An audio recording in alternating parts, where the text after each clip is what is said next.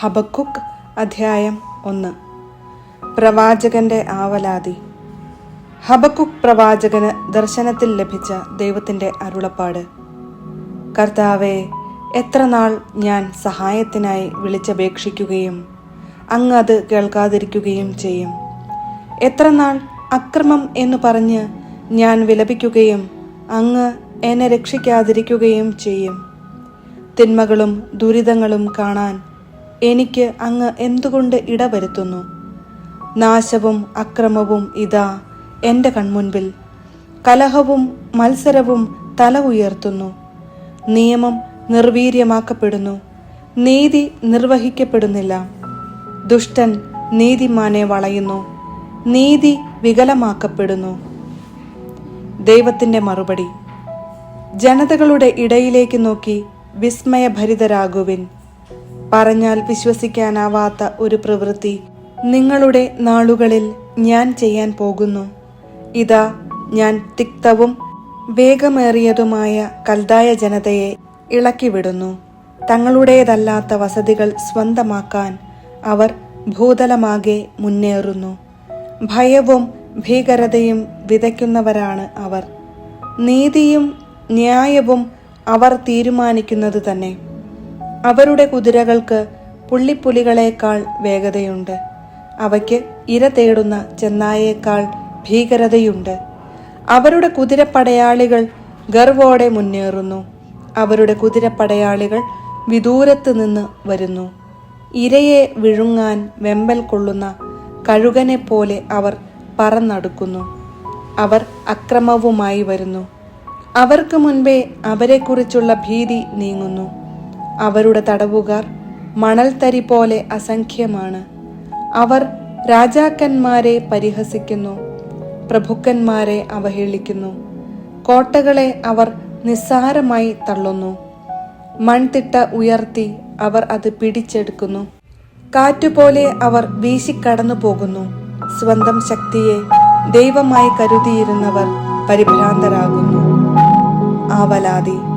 എൻ്റെ ദൈവമേ, അങ്ങ് അനാദി മുതലേ കർത്താവും പരിശുദ്ധനും അമർത്യനുമാണല്ലോ. കർത്താവേ, അങ്ങ് അവരെ ന്യായവിധിക്കായി നിയോഗിച്ചിരിക്കുന്നു.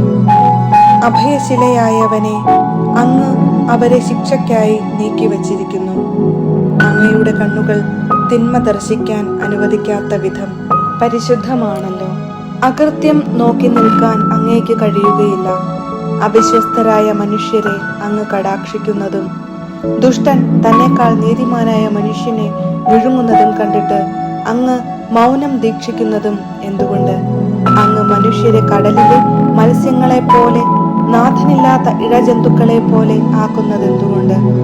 അവൻ അവരെയെല്ലാം ചൂണ്ടയിട്ട് പിടിക്കുന്നു, വലയിൽ കുടുക്കി വലിച്ചെടുക്കുന്നു, തന്റെ കോരുവലയിൽ അവയെ ശേഖരിക്കുന്നു. അപ്പോൾ അവൻ സന്തോഷിച്ചുല്ലസിക്കുന്നു. തന്നിമിത്തം അവൻ തന്റെ വലയ്ക്കു ബലികളും തന്റെ കോരുവലയ്ക്ക് ധൂപവും അർപ്പിക്കുന്നു.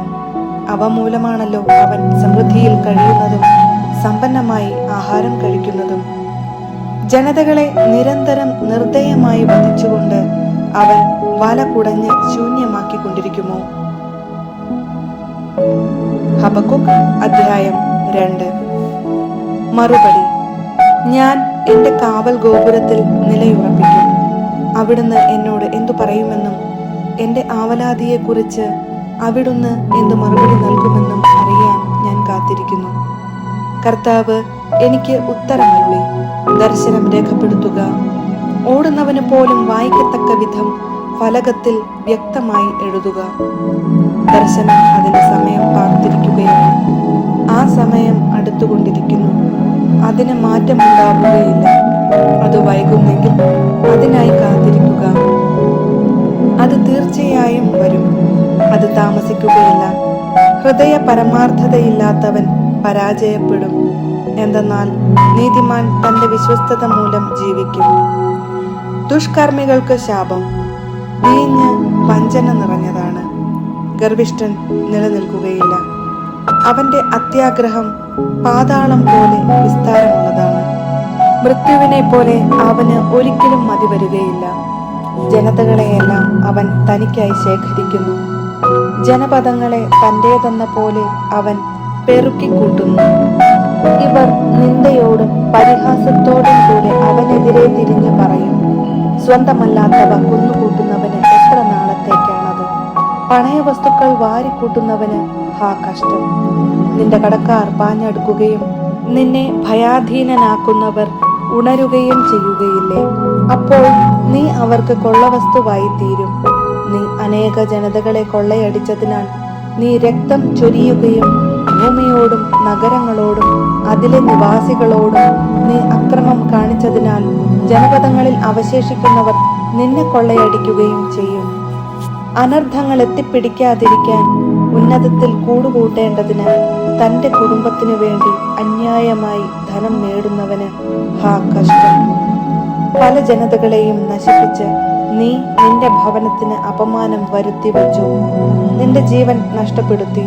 ഭിത്തിയിൽ നിന്ന് കല്ലു വിളിച്ചു പറയും, മേൽക്കൂരയിൽ നിന്ന് തുലാം മറുപടി പറയും. രക്തം കൊണ്ട് നഗരം പണിയുകയും അകൃത്യം കൊണ്ട് പട്ടണം സ്ഥാപിക്കുകയും ചെയ്യുന്നവന് ഹാ കഷ്ടം.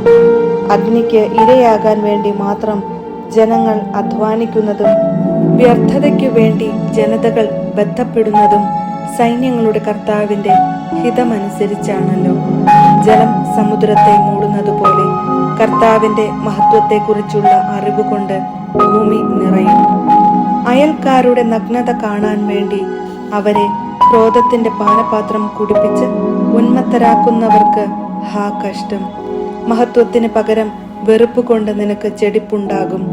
നീ കുടിക്കുക, മതോന്മത്തനാവുക. കർത്താവ് തന്റെ വലത്തു കൈയിലെ പാനപാത്രം നിന്റെ നേരെ നീട്ടും. ലജ്ജ നിന്റെ മഹത്വത്തെ മറയ്ക്കും. ലബനോനോട് നീ ചെയ്ത അക്രമം നിന്നെ അടിപ്പെടുത്തും. നീ രക്തം ചൊരിയുകയും ഭൂമിയോടും നഗരങ്ങളോടും അതിലെ നിവാസികളോടും അക്രമം കാണിക്കുകയും ചെയ്തതിനാൽ വന്യമൃഗങ്ങൾ വരുത്തുന്ന നാശം നിന്നെ ഭയവിഹ്വലനാക്കും. വിഗ്രഹം കൊണ്ട് എന്തു പ്രയോജനം? ശില്പി തീർത്ത ലോഹബിംബവും വ്യാജോപദേഷ്ടാവും അല്ലേ അത്? മൂകവിഗ്രഹങ്ങൾ ഉണ്ടാക്കുമ്പോൾ ശില്പി സ്വന്തം കരവിരുതിലാണ് ആശ്രയിക്കുന്നത്. തടികഷണത്തോട് ഉണരുക എന്നും മൂകമായ കല്ലിനോട് എഴുന്നേൽക്കുക എന്നും പറയുന്നവന് ഹാ കഷ്ടം. അതിന് വെളിപാട് നൽകുവാൻ കഴിയുമോ? സ്വർണവും വെള്ളിയും കൊണ്ട് പൊതിയപ്പെട്ടിരിക്കുന്നുവെങ്കിലും അതിനുള്ളിൽ ജീവശ്വാസം ഇല്ല. എന്നാൽ കർത്താവ് തന്റെ വിശുദ്ധ മന്ദിരത്തിലുണ്ട്. ഭൂമി മുഴുവൻ അവിടുത്തെ മുൻപിൽ മൗനം ഭജിക്കട്ടെ.